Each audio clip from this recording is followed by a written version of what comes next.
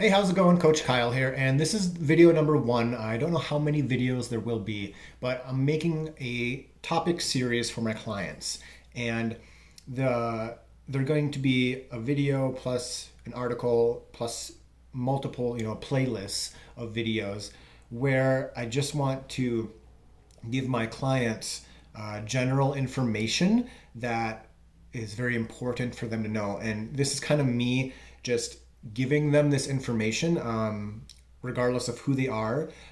It's things that they should just be aware of, things that will serve them well now working with me and for as long as they're a runner. And this first one is basically the most important things that I want my clients to know.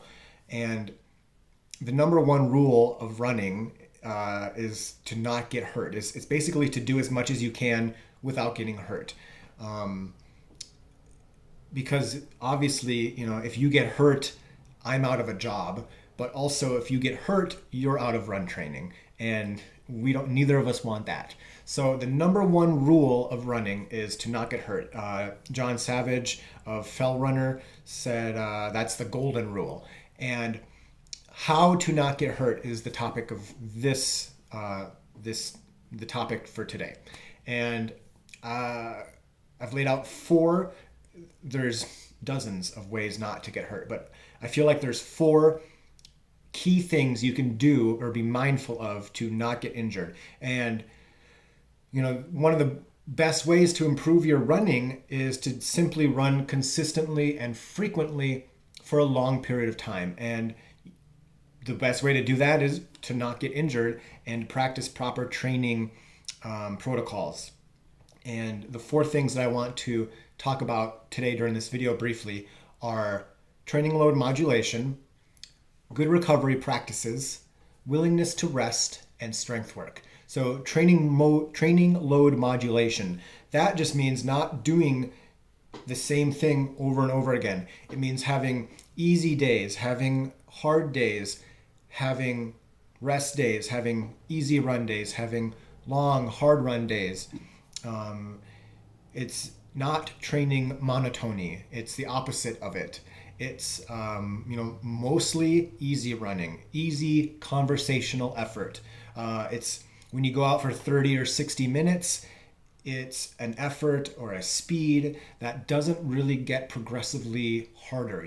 Or if you stay at the same speed or the same effort, you don't really slow down much over 30, 45, 60 minutes, whatever.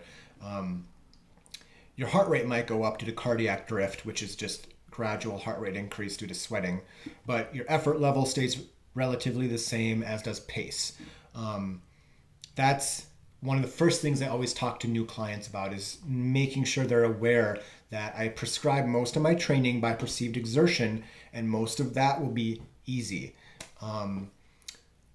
If you want an example of this, just Google basically any training schedule, and 99% of them will be, have this long run days, short run days, no run days, mostly easy runs. That's how it usually works. Now, proper recovery practices. So overtraining gets a lot of press in the running world, overdoing something, doing too much too soon. But the other side of that is under recovery. I've read, some would say, and I really like this because it stresses the importance of this, that there's no such thing as overtraining. It's merely under recovery. And so what does under recovery means? It means not taking proper easy days, rest days. It means not practicing proper nutrition. That's getting enough calories in throughout the entire day, but also immediately post hard and or long run, getting 20 grams of protein in within 30 or 60 minutes. That will make a big impact on how your body, literally adapts and gets stronger in response to lifting, tempo runs, long runs. Those make your body weak. They break you down. It's the recovery afterwards that gets you stronger. So you need both. You need the workouts, but you also need the easy days, the rest days, adequate protein intake, adequate calorie intake. during the day to rebuild your body. Getting minimum 6, but preferably 7 to 8 hours of sleep most days out of the week is also very important.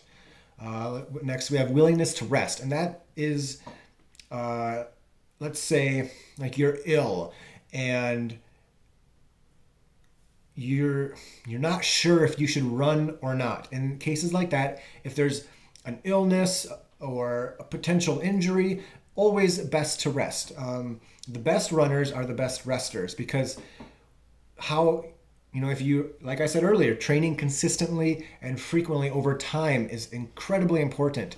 But you can't do that if you're kind of feeling a little sick, but you go for a run and you end up being more ill than you were before, and you end up extending the cold or whatever illness you have. Or if your calf isn't feeling quite right after doing too many jumping jacks or whatever during that strength workout, or your calves are really sore after that 400 meter repeat workout, you could give them a little rest, a little extra opportunity and time to recover and adapt, or you could go for that 60 or 90 minute run. Or if your knee isn't feeling quite right, and it's not just soreness, it's something's not quite right.